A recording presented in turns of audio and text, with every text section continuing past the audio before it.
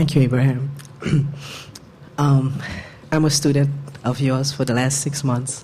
I am part of the master program, and glutton. Glutton program.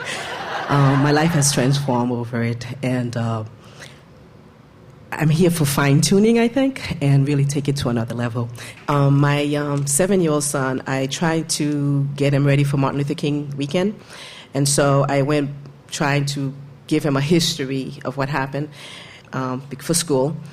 And I pulled out the encyclopedia, and I started showing him the history of slavery, and he had that look. He just didn't want to hear it, and I had this gut feeling that you were telling a story that your inner being would never tell him. Would never tell. Because none of that has anything to do with him. So why activate that within him and give him that burden to carry?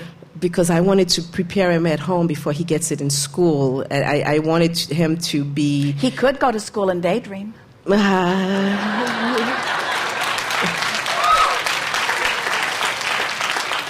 And he will, unless you prepare him and tell him that he really needs to pay attention to all of the nitty-gritty of things. In other words, socialization is an interesting thing, isn't it? It's a catalyst to make you identify who you are. But this is a big topic. This is that heritage that you are receiving from your family. In other words, son, these are things that I felt bad about, and my mother before me, and her mother before her, and her mother before her, and occasional father. All of us have felt bad about these things, and we are wanting to make sure that you too feel bad about this. So do we just not talk about it, and if he hears it? The feeling in your gut is telling you, you're telling a story that the source within you does not tell. So when you push forward with those kinds of stories, you separate yourself from who you are, you see. Yes. Okay.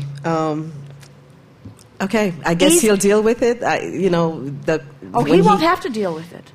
So it'll show up in social studies, and you know what I mean? Like, it'll show up in subjects. And I wanted him to be an empowered human being, so when he hears it, he deals with it from a place of empowerment. So you would like to give him the empowered version? Okay.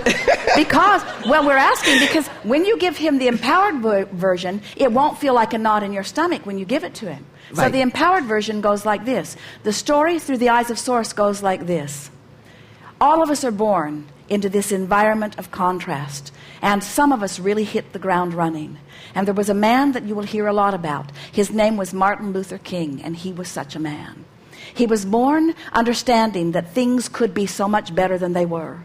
And he, rather early in age, after a lot of struggle and living with things that were unjust, which I don't want to go into, he discovered in all of that an idea that was so much bigger and so much brighter that he gave his undivided attention to that dream. In fact, he became famous for that dream. He gave speeches about that dream, and people gathered from far and wide because they so loved hearing him talk about what was coming, because in his talking about what was coming, he distracted them from what was, and everyone felt uplifted about it.